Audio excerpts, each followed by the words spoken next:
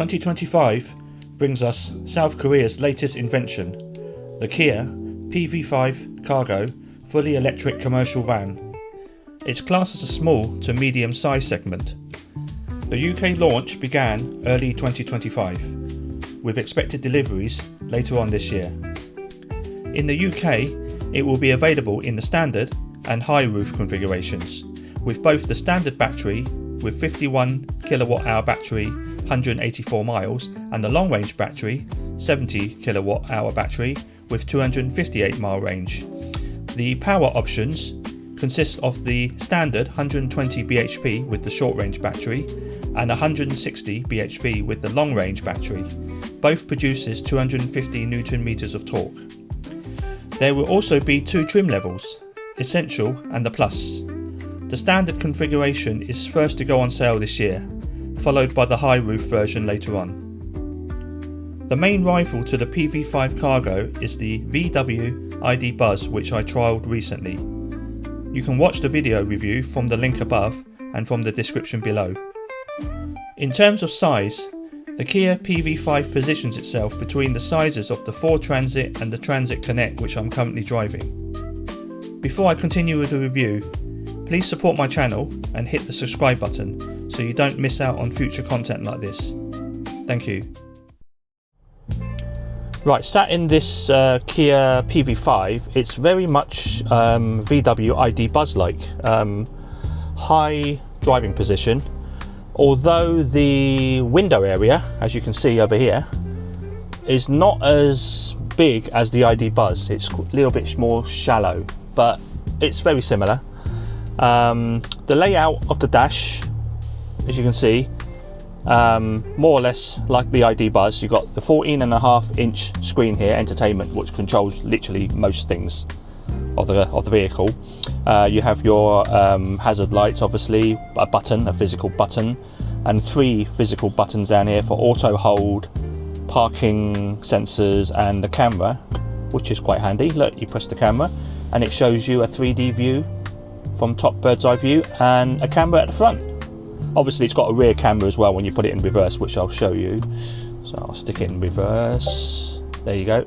So you've got a reverse view with a 3D view as well. So the ID Buzz didn't have this, but all these are optional extras.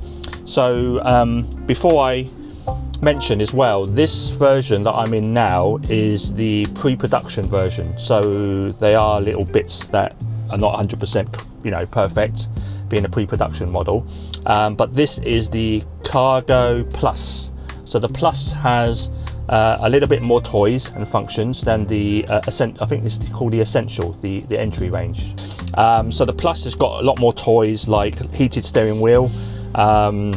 It's got obviously the cameras front and back. It's got a few extra safety features, but essentially the base entry model is quite well equipped anyway. The Plus one has a few more toys to play with. So the steering wheel design, chunky steering wheel, I like it. I like chunky steering wheels, kind of like I think it's leather, feels like leather. Well laid out. You have in the middle here the drive mode. So this drive mode, as you can see there, changes it into eco, normal, snow, etc. But unfortunately it doesn't have sport mode. The ID Buzz does have it. But having said that, talking about sport mode and power, this is the 51 kilowatt-hour version, the short range version, which only does about 186 miles. They do a long range. The long range is about 258, which was similar to the ID Buzz that I trialled not long ago, had the long range battery. On the steering wheel, you have paddle shifters. So when you first look at paddle shifters, what do you think? Changing gears? No, it's not for gear changing.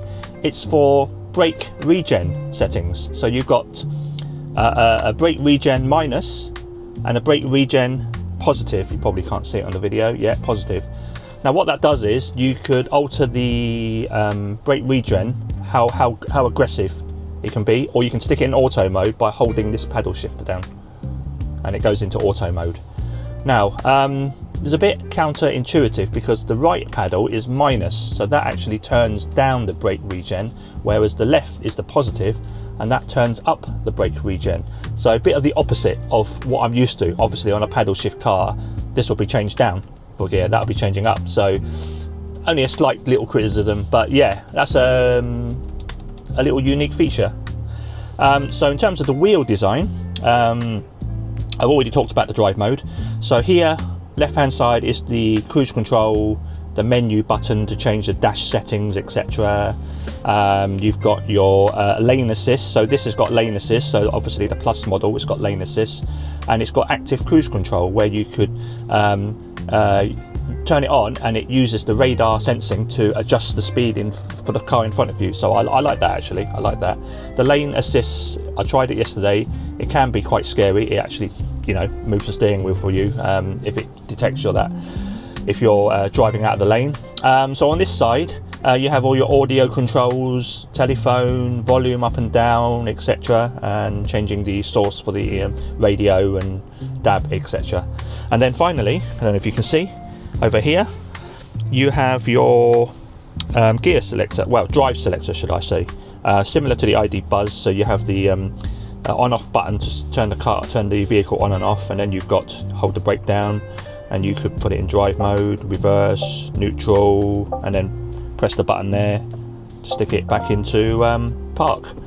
So yeah, what else we got? So we've got some controls here, traction control, handbrake, light, up and down, what do you call it, the elevation of the lights, front lights, all your window controls, etc., mirror, and a little cool little door handle. Look at this, opens the door like that. So I like that, actually.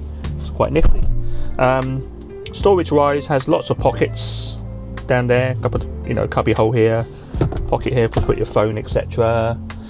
You got a little, well, not a little, you've got quite a big cubby compartment here, which I like. You can store your things. And then in the center console, you'll have a little storage area. Oh, by the way, you have to leave your key there to turn the vehicle on. So it's not like a remote sensing, so you can't leave that in your pocket. So not sure why they've done that. Maybe it's for security, so harder for the car thefts to steal. Obviously, it needs to be sat in this position. And down here, you have a little cubby hole to store, various items, etc. So yeah, quite a good storage system, actually. Oh, and not forgetting the center console, which you have another big storage area at the back, and here drinks holders. So yeah, I think from memory, this has a lot more storage than the ID Buzz. The entertainment screen, like most EV vehicles, has everything there. It takes a bit of getting used to. Once you've worked out where all the functions are, it's okay. I had to sit around for a while. But the easy functions for the climate, you just swipe up. Come on, work, there you go. You swipe up and it gives you all your sort of climate controls, which we use day to day. So obviously it's got heated seats, auto climate, etc., and all your different modes for your vents, etc. Slide back down. Kind of like Android-like, because when you click the settings window, I should show you, it's kind of a bit like Android, your Android phone, really. So I won't go through every setting, but all the usual controls will be there. You can have a play. You got your phone, and you've got your shortcut buttons there for your music, radio, Bluetooth, charging. Obviously, that one there gives you the charging status of the vehicle and all the other gadgets you can play with, all the EV settings, charging, etc.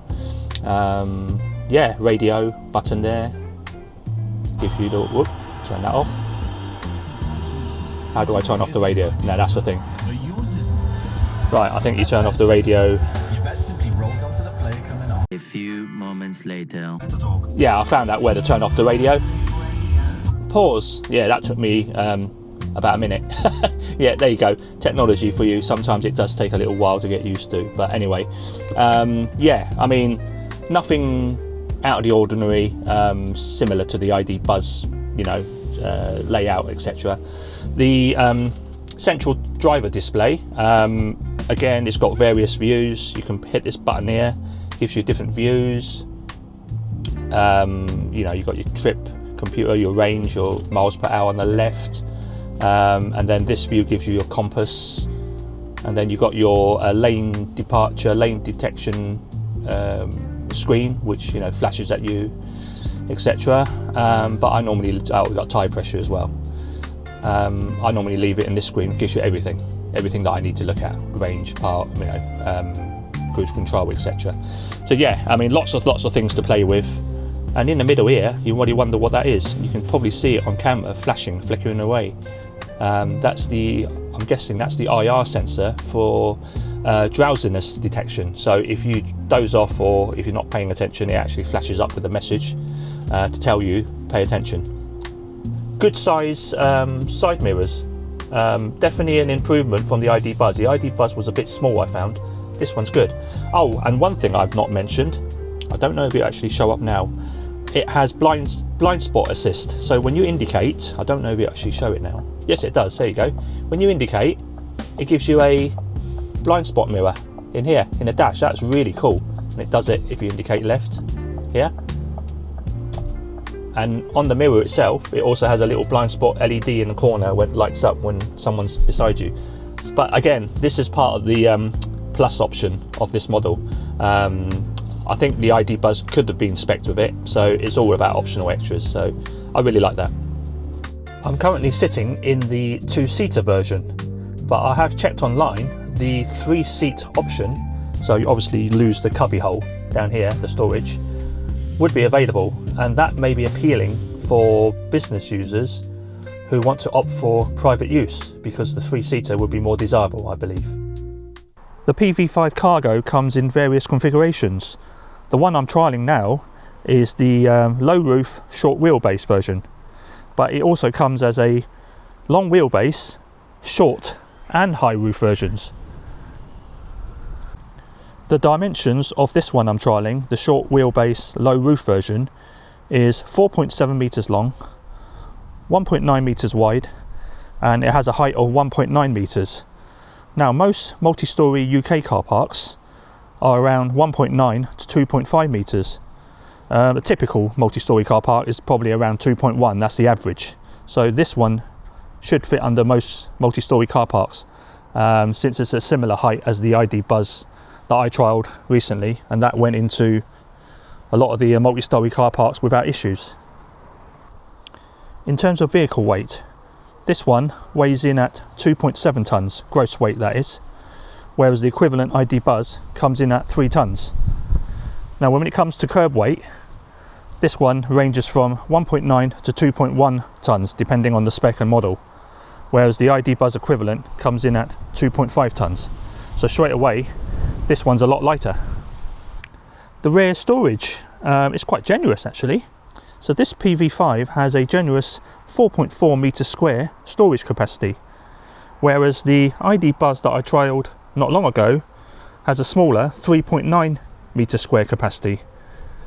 This one here is a 4-door low battery standard range, so the payload for this is 745 kilograms, whereas the 4-door long range, so the extra capacity battery, has a payload of 645 kilograms.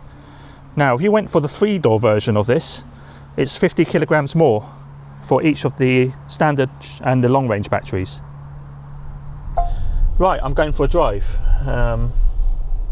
Yeah, okay, starts up well, quite refined, fairly quiet on the road.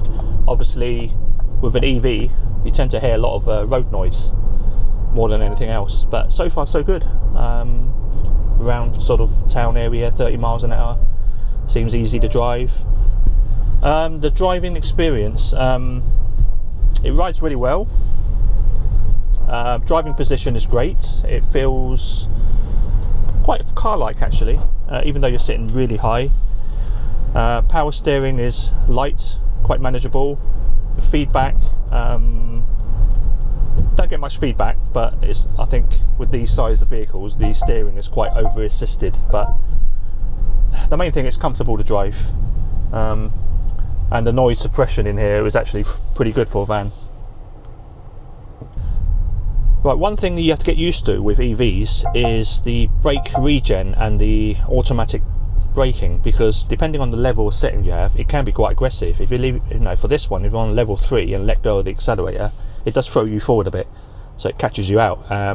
So I tend to sort of turn that down slightly a bit more. Sometimes I leave it on level 1, which is kind of give you like a engine braking effect, effect, but not so aggressive on level 3, which kind of feels like it's braking for you. Yeah, so you just have to play around with it and find the suitability range of the settings. Right, I don't know if you can hear this. Can you hear that high-pitched whine? If I'm going about 60 miles an hour plus, I'm getting this high-pitched whining noise. It's constant. I didn't get that with the ID Buzz, so I don't know if it's a fault or this is a pre-production model and it has this constant whine, but that'll do my head in, I think. It's fine for 10-20 minute driving, but if I was on a motorway and I'm hearing that whine, that would just annoy me. I don't know if you guys can hear it. That constant whine almost sounds like my hot point washing machine is going for a fast spin cycle.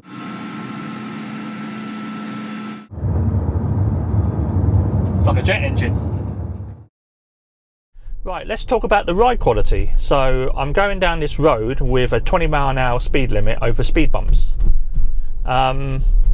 What's it like over these speed bumps? I've got one coming up now. Yeah, it's fine. Yeah, it's fine. For this type of vehicles, you do get the seesawing effect, similar to what I was getting on the VW ID Buzz. So no issues there really. In terms of the overall ride quality, yeah, it's quite refined. It's not crashy or anything like that, but that's all down to the weight. So the weight of the vehicle absorbs all the nooks and crannies and ruts in the road. So no complaints about that at all. So pretty good. Let's talk about the power of this PV5. So there's two versions. The 51 kilowatt hour battery version, which has got 120 bhp, and the 71 kilowatt hour battery, the long range version, which has 160 bhp. It's not impressive when you compare that to the ID Buzz, which has 280 bhp on the normal version and 330, I believe, on the four-wheel drive 4Motion version. So I'm going to put my foot down and give it a go. So I'm in normal mode. It's not sport mode, it's normal mode. Right, let's floor the throttle. There you go. Nothing spectacular. It's just a bit like my old van, really. Definitely doesn't give you whiplash like the ID Buzz did when I trialled that. So all I can hear now, can you hear that in the background? The dreaded whine again.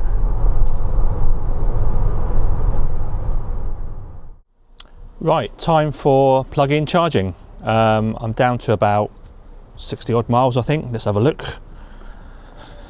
What does it show on the dash? 64 miles, about 35% left. So I've come to this my local Aldi, which has unrestricted parking. It has a I think it's a 6 or 7 kilowatt AC charger. So I'm just going to connect her up, swipe my card. Hopefully it'll work. I've not used it yet, but let's see. Right, let's plug her up. Right, green lights come on. Right, let's figure out how this works then. Right, so I guess we just tap my card onto this RFID reader. Has that worked? Well, I can hear it click, and I heard a click noise from there, which probably means it's good. And I can hear some sort of fan noise in there as well, some sort of cooling fan. But anyway, let's go and have a look at the dash and see what it's doing. Oh yes, it is working. I can see it straight away. There you go. There you go. Charging. What does it show on the main screen? Let's have a look. So press the charging button. There you go. 35% remaining. 18 hours? Really? That long? Oh no, actually, hang on. AC charger, 10.9 kilowatt. Remaining time. I'm wondering, is that... It can't be that long. Anyway, yeah. I'll just have to come back later and see. Oh, there you go. It's updated now. That scared the hell out of me. 18 hours. But yeah, it's updated. 3.5 hours to go from 35% to full. And it's currently about using a 10.9 kilowatt charger. Okay, that's not too bad. Gonna have dinner, come back, hopefully it'll be all done. I want to talk about the real life range of the battery. So considering this is a short range battery version with a theoretical 186 miles, so this is what I've done since I've last charged it to 100%. So as you can see, I've done 59.4 miles and I have a remaining range of 117 miles, which brings it more or less in line to the advertised figure. Obviously this is about 10 miles out, give or take, but that's considering that I'm carrying a 300 kilogram payload in the rear at the moment, because I've got a crate at the back which was supplied with me with 250 kilogram payload plus my other stuff. So yeah, it's not that far off. Obviously, from my experience from the ID Buzz, in the cold weather it does reduce the range by another 10-20 miles, I would say. So yeah, so with the high range capacity version, I'm guessing I would probably get 230 from the advertised 258. So yeah, so it's not too bad. It's comparable to the other ID Buzz that I trialed recently. Right, finishing work, midnight, going through the usual routine. You guessed it, charging again. Yeah, this time I was down to about 15%, so I was taking it a bit fine actually. So I found a fast charger in the middle of nowhere in a pub. I'll just show you. There you go. I've got it in a 150 kilowatt charger, fast charger. So hopefully, let's have a look, see how long it'll take. It says 3 hours, but I think it hasn't updated yet. It should only take, I'm guessing, half an hour. That is erratic. I don't know what it is. Maybe this needs a software update. It just jumps around all over the place. Hopefully half an hour, 40 minutes, and I should be done. Let's see. Okay, so exactly half an hour's up. That estimated time, I thought it was a glitch. It's actually not a glitch. The way fast chargers work is earlier it was running about 100 kilowatt or thereabouts, maybe a bit higher, and it went to 80% within half an hour. Now when it got to 80%, the battery management system puts it down to trickle charge, about 20, 28, 30 kilowatts an hour. So the last 20%, I'm gathering, will take 2 hours. Right, okay, that explains it then. So it's not a glitch in the software. I'm going to leave it now. I'm going to turn it off and go home. I'm not waiting 2 hours to go, to 100%. It's not worth it. Obviously, I can stick that on the slow charger another day near my house. So anyway, going to unplug it and then call it a night. I've been driving around with this PV5 for 1 week now. I'm about to hand it back to Kia tomorrow. So I'll take this opportunity to give you my experience and a quick review of the outcome of my trial. So price rise, the 3-door Essential spec, which the Essential is the baseline model, short range version, starts at around £33,000 upwards. Now if you went for the long range battery version, that will be £36,000. The Plus models, which has extra spec, is around £1,000 more. I'll run through what the Plus model entails shortly. If you went for the 4-door, that's another £500 more. Now, if you compare this to the ID Buzz that I trialled recently, it's around £10,000 to £13,000 more for the equivalent model and spec. So you can see the price is already an appealing factor for the private users. South Korean car makers do offer value for money. Even the entry range, the Essential in this case, offer things like air conditioning, rain sensing wipers, Apple CarPlay, Android Auto, reversing cameras, collision avoidance systems, lane and highway assist, and things like that. The list goes on. But what is the good value for money? £1,000 extra gets you the Plus model. So the Plus model includes things like electric folding mirrors, heated front seats, heated steering wheel, wireless phone chargers, rear cross traffic collision, blind spot collision, and the list goes on. And it even has optional heat pumps. So £1,000 is actually a very good optional extra to have. Let's summarise the good and the bad. advantages and disadvantages since trialling this van for 1 week. Start with the advantages. So the big plus point is the warranty. Kia offers 7-year warranty as standard and 8 years for the battery. Compare that with the ID Buzz, you only get 3 years. In terms of the looks, I quite like the looks of this. The front end looks quite futuristic and much more futuristic than the ID Buzz, although the ID Buzz wasn't bad. The rear end on this is a bit subjective. I don't find anything special about it. It does look like a Ford Transit van from the back, apart from the cool LED lights of course. But the ID Buzz definitely looked more attractive from the rear. In terms of price, as I mentioned earlier, the PV5 is £10,000 to £13,000 cheaper than the equivalent ID Buzz, so that's another big plus point for private buyers. The seats and the driving position. The seats are really comfortable. Driving position is really nice, although you sit quite high up, but it's actually got quite car-like. Good leg room, and I do feel you get a little bit more recline from the PV5 than the ID Buzz, only a tiny bit. Very good storage system on this model. The Buzz didn't have that much of a storage, but this one definitely has a bit more cubby holes, etc.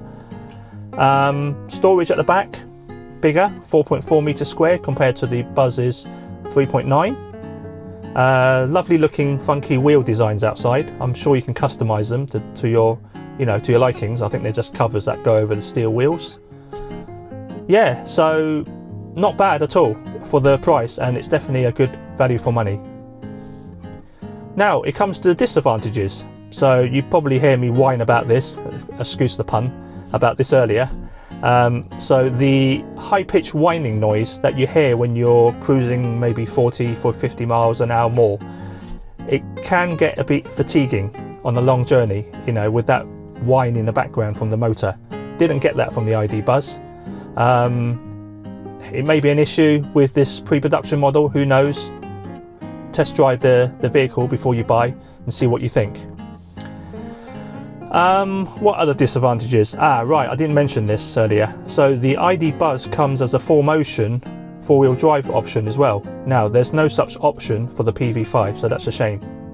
But obviously you wouldn't really need a 4-wheel drive unless you're, going off-road or muddy field tracks and all that. But for general road use, there's probably no need for it, to be honest. Power and torque.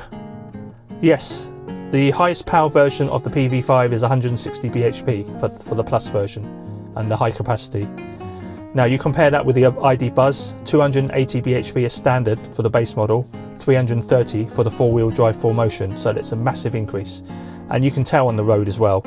Okay, it's not a monster dragger, that's not what you buy vans for, but if you're into performance, then this might be a little bit more ordinary, van-like. So that's something to consider. Now, the Kia definitely offers better value for money. For up to £13,000 cheaper than the ID Buzz, that may sway a lot of decision on the private buyers. You definitely get a lot more equipment for the price. You get the 7-year warranty, 8 years for the battery, and I think that will be a deciding factor for a lot of people. Time to wrap things up, and thanks for watching my video. I hope this short review will make your job a lot easier when deciding on your next electric commercial vehicle. Please remember to like, share and subscribe so you don't miss out on future videos like this. Thanks for watching guys, bye bye.